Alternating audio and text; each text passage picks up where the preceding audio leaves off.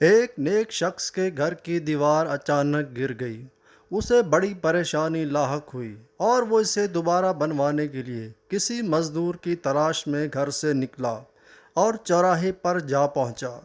وہاں اس نے مختلف مزدوروں کو دیکھا جو کام کے انتظار میں بیٹھے تھے۔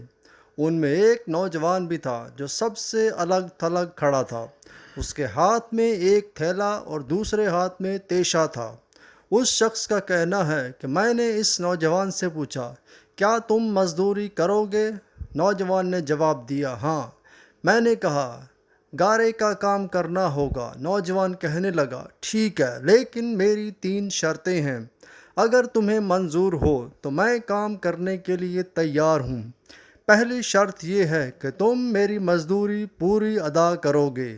دوسری شرط یہ ہے کہ مجھ سے میری طاقت اور صحت کے مطابق کام لو گے، اور تیسری شرط یہ ہے کہ نماز کے وقت مجھے نماز ادا کرنے سے نہیں روکو گے۔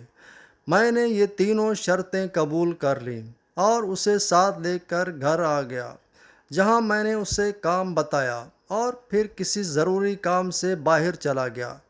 جب میں شام کے وقت واپس آیا تو دیکھا کہ اس نے عام مزدوروں سے دگنا کام کیا تھا۔ میں نے بخوشی اس کی اجرت ادا کی اور وہ چلا گیا۔ دوسرے دن میں اس نوجوان کی تلاش میں دوبارہ اس چوراہے پر گیا، لیکن وہ مجھے نظر نہیں آیا۔ میں نے دوسرے مزدوروں سے اس کے بارے میں دریافت کیا تو انہوں نے بتایا کہ وہ ہفتے میں صرف 1 دن مزدوری کرتا ہے۔ یہ سن کر میں سمجھ گیا کہ وہ کوئی عام مزدور نہیں بلکہ کوئی بڑا آدمی ہے۔ میں نے ان سے اس کے گھر کا پتہ معلوم کیا اور اس جگہ جا پہنچا تو دیکھا کہ وہ نوجوان زمین پر لیٹا ہوا تھا اور اسے سخت بخار تھا۔ میں نے اس سے کہا، میرے بھائی، تو یہاں اجنبی ہے، تنہا ہے اور پھر بیمار بھی ہے۔ اگر پسند کرو تو میرے ساتھ میرے گھر چلو اور مجھے اپنی خدمت کا موقع دو۔ اس نے انکار کر دیا، لیکن میرے اصرار پر مان گیا، لیکن ایک شرط رکھی کہ وہ مجھ سے کھانے کی کوئی شے نہیں لے گا۔ میں نے اس کی یہ شرط منظور کر لی اور اسے اپنے گھر لے آیا۔ وہ 3 دن میرے گھر قیام پذیر رہا، لیکن اس نے نہ تو کسی چیز کا مطالبہ کیا اور نہ ہی کوئی چیز لے کر کھائی۔ چوتھے روز اس کے بخار میں شدت آ گئی تو اس نے مجھے اپنے پاس بلایا اور کہنے لگا، میرے بھائی، لگتا ہے کہ اب میرا آخری وقت قریب آ گیا ہے، لہٰذا جب میں مر جاؤں تو میری اس وصیت پر عمل کرنا۔ جب میری روح جسم سے نکل جائے تو میرے گلے میں رسی ڈالنا اور گھسیٹتے ہوئے باہر لے جانا اور اپنے گھر کے ارد گرد چکر لگوانا اور یہ صدا دینا کہ لوگو، دیکھ لو، اپنے رب تعالیٰ کی نافرمانی کرنے والوں کا یہ حشر ہوتا ہے۔ شاید اس طرح میرا رب عزوجل مجھے معاف کر دے۔ جب تم مجھے غسل دے چکو تو مجھے انہی کپڑوں میں دفن کر دینا۔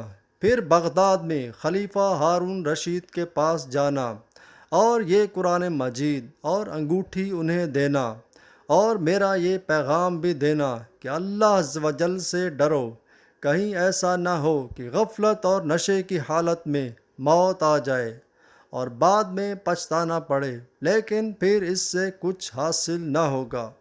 وہ نوجوان مجھے وصیت کرنے کے بعد انتقال کر گیا۔ میں اس کی موت کے بعد کافی دیر تک آنسو بہاتا رہا اور غم زدہ رہا۔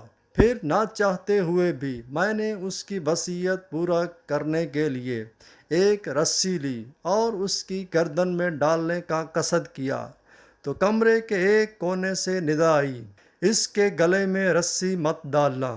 کیا اللہ عز و جل کے اولیاء سے ایسا سلوک کیا جاتا ہے؟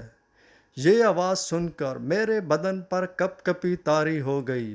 یہ سننے کے بعد میں نے اس کے پاؤں کو بوسہ دیا اور اس کے کفن دفن کا انتظام کرنے چلا گیا۔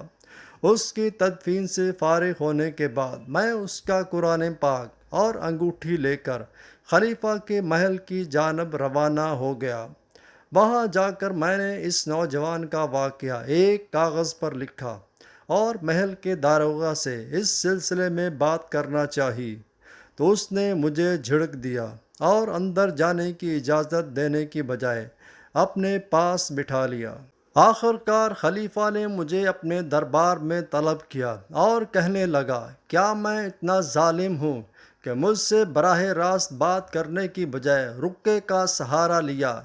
میں نے عرض کی، اللہ تعالیٰ آپ کا اقبال بلند کرے، میں کسی ظلم کی فریاد لے کر نہیں آیا بلکہ ایک پیغام لے کر حاضر ہوا ہوں۔ خلیفہ نے اس پیغام کے بارے میں دریافت کیا تو میں نے وہ قرآن مجید اور انگوٹھی نکال کر اس کے سامنے رکھ دی۔ خلیفہ نے ان چیزوں کو دیکھتے ہی کہا، یہ چیزیں تجھے کس نے دی ہیں؟ میں نے عرض کیا، ایک گارا بنانے والے مزدور نے۔ خلیفہ نے ان الفاظ کو 3 بار دہرایا، گارا بنانے والا، گارا بنانے والا، گارا بنانے والا، اور رو پڑا۔ کافی دیر رونے کے بعد مجھ سے پوچھا، وہ گارا بنانے والا اب کہاں ہے؟ میں نے جواب دیا، وہ مزدور فوت ہو چکا ہے۔ یہ سن کر خلیفہ بے ہوش ہو کر گر گیا اور عصر تک بے ہوش رہا۔ میں اس دوران حیران و پریشان وہیں موجود رہا۔ پھر جب خلیفہ کو کچھ افاقہ ہوا تو اس نے مجھ سے دریافت کیا، اس کی وفات کے وقت تم اس کے پاس تھے؟ میں نے اسبات میں سر ہلایا تو کہنے لگا کہ اس نے تجھے کوئی وصیت بھی کی تھی۔ میں نے اس نوجوان کی وصیت بتائی اور وہ پیغام بھی دے دیا جو اس نوجوان نے خلیفہ کے لیے چھوڑا تھا۔ جب خلیفہ نے یہ ساری باتیں سنی تو مزید غمگین ہو گیا اور اپنے سر سے عمامہ اتار دیا اور اپنے کپڑے چاک کر ڈالے اور کہنے لگا، اے مجھے نصیحت کرنے والے، اے میرے زاہد و پارسا، اے میرے شفیق۔ اس طرح کے بہت سے القابات خلیفہ نے اس مرنے والے نوجوان کو دیا اور مسلسل آنسو بھی بہاتا رہا۔ یہ سارا معاملہ دیکھ کر میری حیرانی اور پریشانی میں مزید اضافہ ہو گیا۔ خلیفہ ایک عام سے مزدور کے لیے اس قدر غمزدہ کیوں ہے؟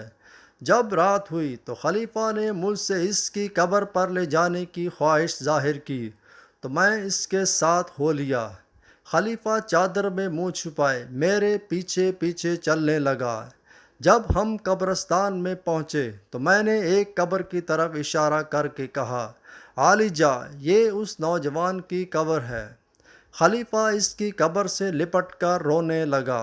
پھر کچھ دیر رونے کے بعد اس کی قبر کے سرہانے کھڑا ہو گیا اور مجھ سے کہنے لگا، یہ نوجوان میرا بیٹا تھا، میری آنکھوں کی ٹھنڈک اور میرے جگر کا ٹکڑا تھا۔